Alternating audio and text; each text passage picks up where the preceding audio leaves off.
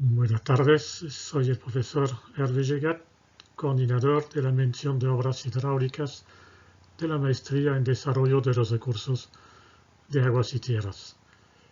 Esa mención se empezó a dictar en el año 1975, pero se formalizó a partir del año 1977 como una de las diferentes menciones de esa maestría en Desarrollo de los Recursos de Aguas y Tierras. El objetivo de esa mención en obras hidráulicas es la formación profesional, la actualización de los ingenieros para que tengan los conocimientos requeridos para coordinar y llevar a cabo planes, programas y proyectos alentados por organismos nacionales o internacionales en el campo de las obras hidráulicas. Así se pretende formar profesionales que sean capaces de generar, de innovar y de adaptar conocimientos para enunciar políticas, ejecutar, administrar planes, programas y proyectos de obras hidráulicas en forma sustentable, tomando en cuenta el ambiente y fomentando en los participantes el espíritu de investigación asociado al tema. El plan de estudio comprende 4 periodos. El primer periodo introductorio es un periodo, digamos, de nivelación, de actualización, de refrescamiento de conocimientos, ya que los participantes vienen de diferentes profesiones, pero también de diferentes universidades. Entonces, ese periodo introductorio presenta primero unos fundamentos de hidrología, una hidrología básica, unos principios de hidráulica, también un refrescamiento de los conocimientos básicos de la hidráulica, la introducción a la estadística y unos fundamentos de programación. Una vez aprobado entonces ese periodo introductorio, se empieza la maestría propiamente dicha. El primer periodo tiene entonces diseño hidrológico, es decir, toda la hidrología aplicada al diseño de las obras hidráulicas. Contempla una asignatura de mecánica de fluidos avanzada, una asignatura de métodos numéricos en ingeniería y algo fundamental que es la matemática avanzada necesaria para ver esos diferentes tópicos.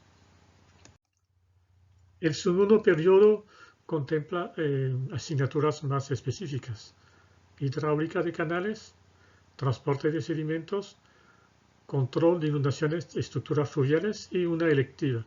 Esa electiva se puede escoger entre diferentes que estarán disponibles en el momento en el cual se vaya a dictar. Históricamente se han dictado temas como hidroelectricidad, exploración y explotación del agua subterránea, etc. El tercer periodo ya son materias más especializadas: diseño hidráulico 1, que se refiere a las obras de captación, diferentes formas de captar el agua, tanto superficial como subterránea. Diseño hidráulico 2, que es la forma de llevar el agua, contempla entonces la parte de aducción por tuberías a diferentes sistemas de agua. Una asignatura de modelos hidráulicos, modelos reducidos, modelos físicos, y una asignatura de presas de tierra. En paralelo, durante los 3 periodos, entonces se dictan seminarios específicos sobre diferentes temas. Al finalizar la parte académica, entonces se puede iniciar el trabajo final de grado o la tesis, la cual puede ser realizada de diferentes maneras. Hubo tesis tópico experimental hechas en laboratorio o en campo, otras sobre desarrollos teóricos de un tema específico o software de aplicación en un tema específico. Y también proyectos de innovación tecnológica, contemplando, por ejemplo, obras para riego, obras para hidroelectricidad, abastecimiento de agua potable, control de inundaciones, hidráulica urbana, pero también temas de hidráulica fluvial, sedimentación, etc. Ese tema del trabajo final de grado o de la tesis, entonces se escoge, digamos, de común acuerdo entre el tutor y el participante que desea realizar ese tópico.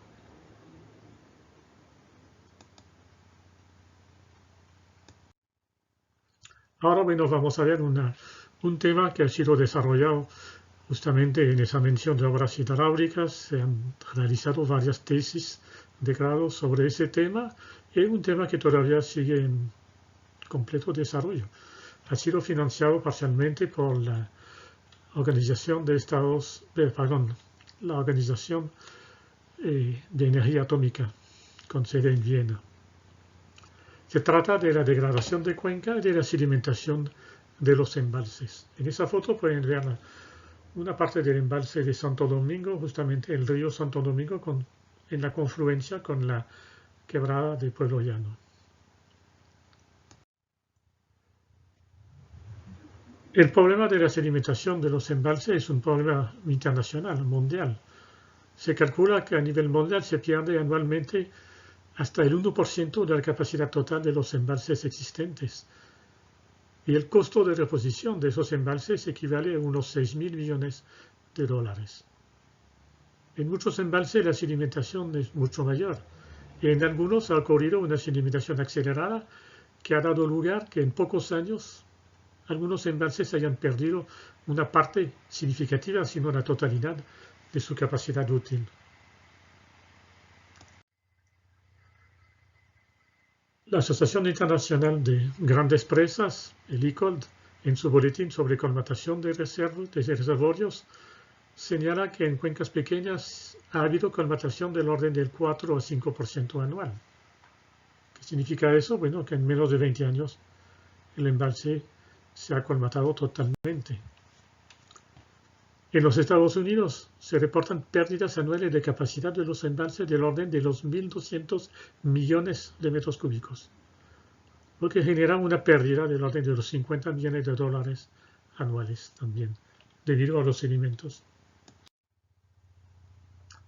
Cuando esas presas que requerimos para la creación de embalses, cuando esas presas están ubicadas sobre el lecho del río, entonces provocan grandes transformaciones, impactan sobre el río. Y eso se manifiesta básicamente en la forma de agradación, de sedimentación, aguas arriba de la presa y de degradación, de socavación aguas abajo. Esa agradación o esa deposición de sedimentos consiste en que gran parte de los sólidos transportados por la corriente se depositan en el embalse y causan una disminución de su capacidad de almacenamiento.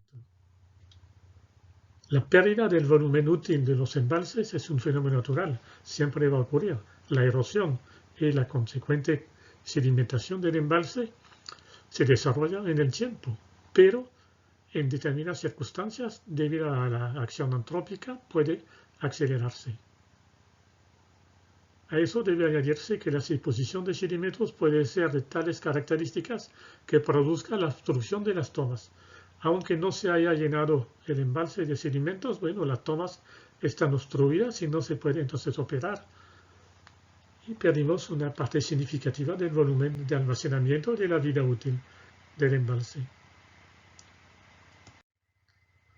Ahí vemos una diapositiva del embalse de Santo Domingo en el año 78. Apenas 4 años después de su puesta en servicio, el embalse tuvo que vaciarse para eliminar esos sedimentos que ya se habían consolidado en el fondo del vaso.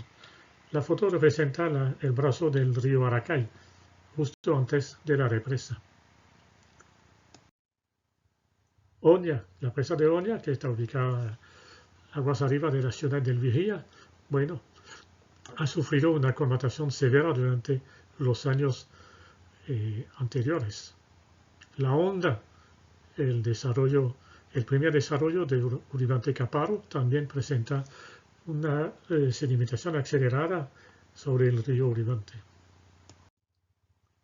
Cumaripa, que abastece la ciudad de San Felipe, el estado de Yaracuy, ya ha perdido todo lo que se veía antes en aguas arriba de la carretera que va de Barquisimeto a Valencia.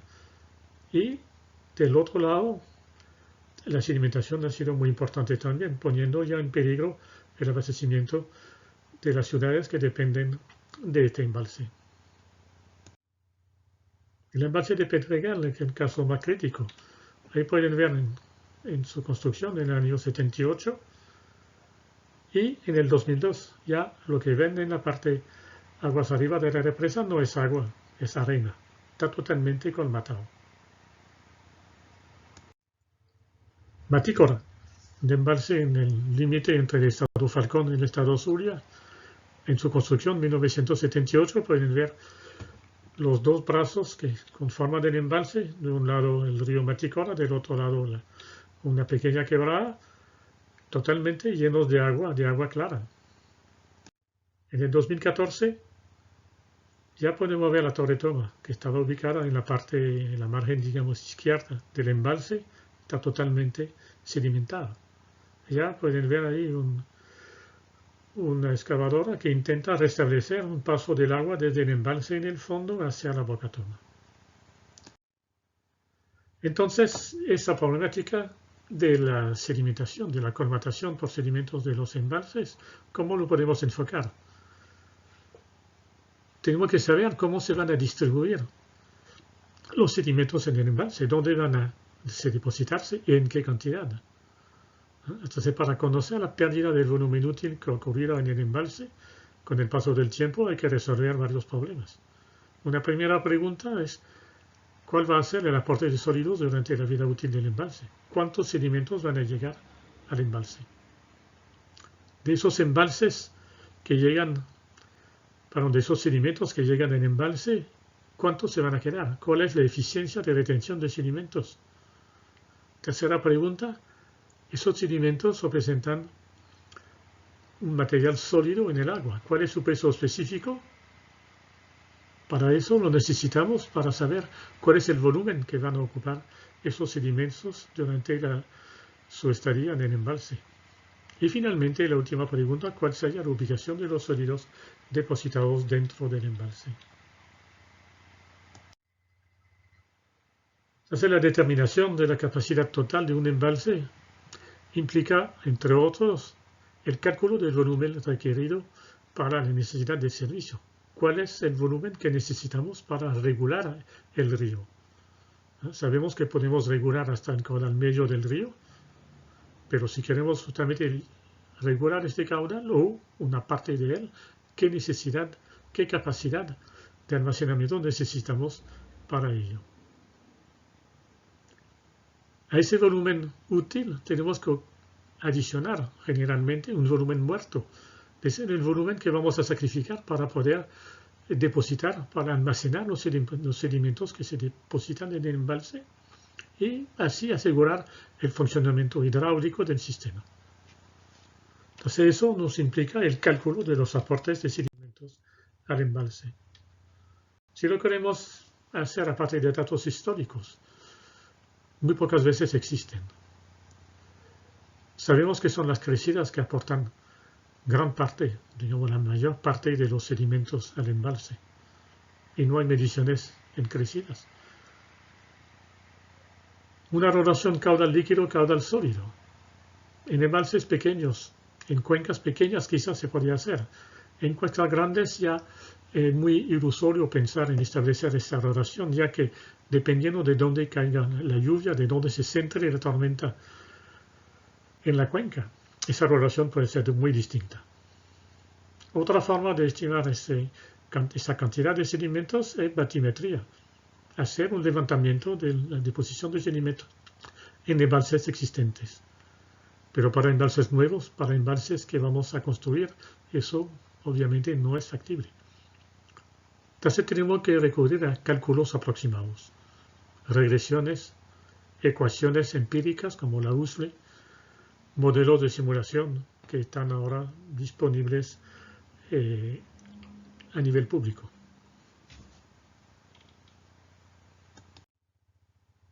Por ejemplo, aquí vamos a ver una batimetría que se realizó hace algunos años en el embalse Boconó, sobre el río Boconó, en el estado portuguesa.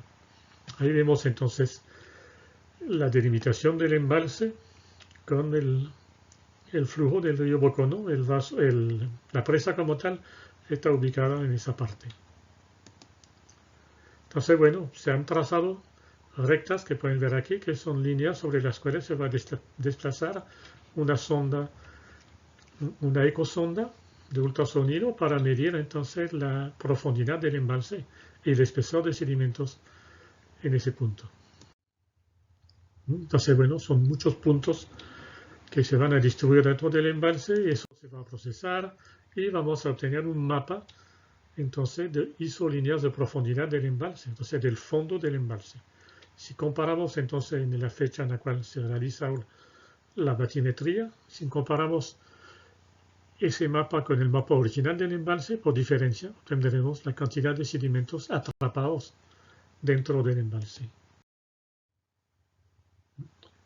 Eso es el caso de un embalse existente. Ahora vemos un embalse que todavía no está en servicio, el embalse Yacambú, en el estado Lara, sobre, obviamente, el río del mismo nombre, el río Yacambú. Ahí podemos ver el modelo digital de terreno de la zona y esa parte verdecita clara que vemos acá es donde va a estar ubicado el embalse, es el valle del río Yacambú y al final está la presa. Ya sabemos dónde se ubica ese embalse, en el estado Lara.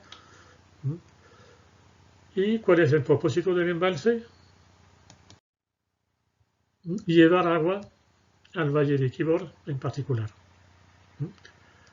El valle de Quibor es un valle semidesértico, una depresión que está en la parte, digamos, sur-oeste de la ciudad de Barquisimeto. Al sur del valle de Quibor tenemos una zona húmeda, el Parque Yacambú, donde tenemos precipitaciones de más de 2.000 milímetros al año.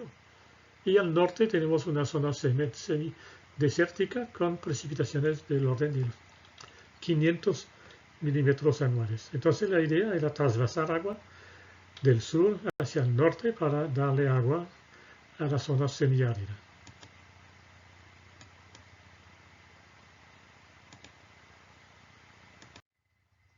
Ahí vemos un esquema del proyecto. Eso contempla entonces la realización de un túnel del orden de 25 kilómetros desde el valle del río Yacambú hasta el valle de Quibor.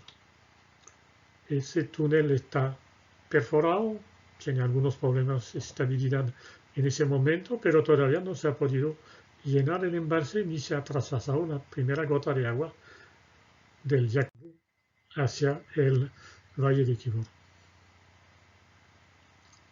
Aquí ven una foto del sitio donde se construyó la presa sobre el río Yacambú. Es un sitio espectacular, uno de los mejores sitios para la colocación de una represa. Un valle estrecho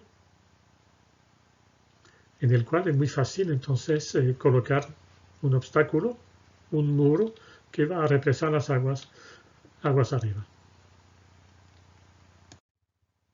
Ahí vemos una foto de la presa construida, de la presa Yacambú, que tiene 195 metros de alto. Es una presa de material suelto con una pantalla impermeable de concreto aguas arriba. Y pues ahí vemos el material de enrocado en la parte de aguas abajo. La hidrografía de la cuenca, pueden ver ahí las estaciones pluviométricas disponibles y aquí la mancha que representará el embalse una vez que se llene. Y la presa está aquí en el paso Angostura. Entonces, como le decía, hay ecuaciones empíricas para calcular la erosión. Los sedimentos que se mueven dentro de una cuenca, y una de esas ecuaciones empíricas es la ecuación universal de pérdida de suelo o la USLE en inglés. Ahí podemos ver, por ejemplo, uno de los factores, un mapa de uno de los factores de la USLE para el año 96, es lo que representa la cobertura vegetal. La erosión actual, entonces, usando la USLE, se puede obtener a través de ese mapa, donde vemos las pérdidas de suelo durante un año. Promedio 17,6 toneladas por hectárea por año. Pero eso es el material que se mueve, no necesariamente va a llegar hasta el embalse. Un porcentaje solamente llega al embalse. Ahí vemos la misma erosión, pérdida de suelo, pero con una cobertura vegetal más reciente del año 2004. Entonces ahí tenemos una gráfica empírica también de experimental, digamos, a partir de datos de embalses de Estados Unidos, que relaciona entonces el porcentaje de sedimentos que produce la cuenca que va a llegar al embalse en función del área de la cuenca. Para un embalse del tamaño que tendrá el embalse de Yacambú, esa relación es del orden de 13%. Entonces, si multiplicamos el volumen de sedimentos por ese porcentaje, tendremos una aproximación de los sedimentos que pensamos pueden llegar hasta el embalse de Yacambú. Otra forma, como le mencionaba antes, era la modelación. Entonces hay un modelo público de acceso libre que se llama el SWAT, Soil Water Assessment Tool, que permite evaluar en función de datos existentes esa producción de sedimentos de la cuenca que va a llegar al embalse. Ahí vemos, por ejemplo, la cuenca del río Yacambú, es el sitio de presa dividida en subcuencas, ¿no?, con cobertura vegetal del año 1976. Entonces, una vez que tenemos esa cantidad de sedimentos que puede llegar al embalse, la segunda pregunta que teníamos era ¿cuánto se va a quedar?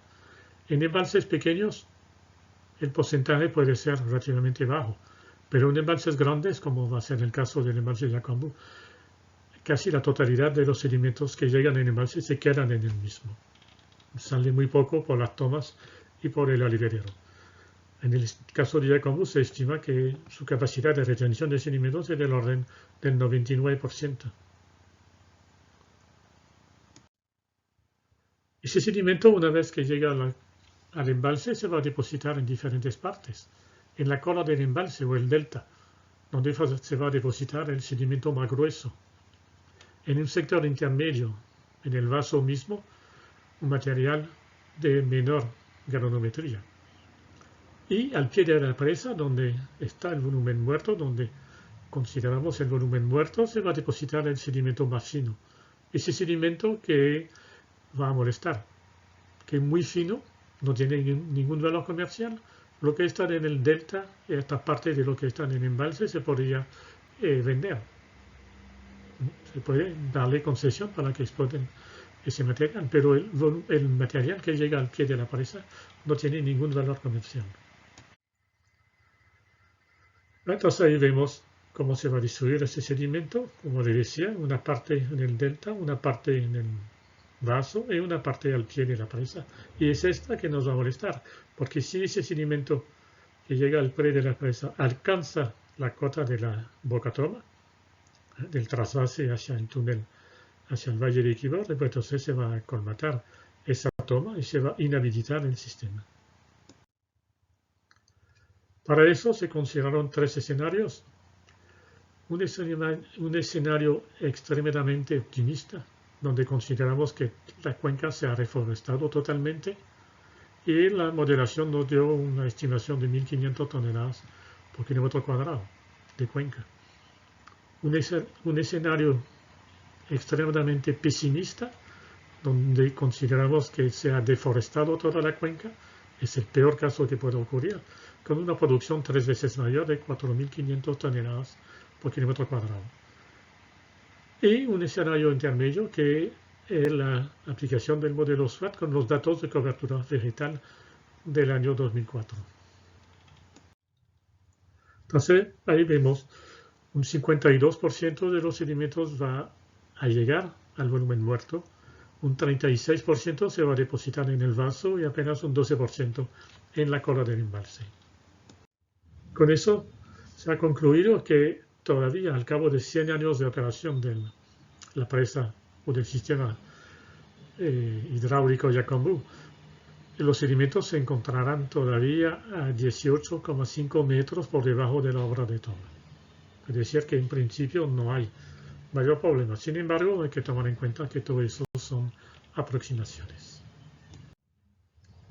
Bueno, con eso termino la presentación. Muchas gracias por su atención y bueno, esperamos verlos en el inicio del curso introductorio en el próximo mes de septiembre.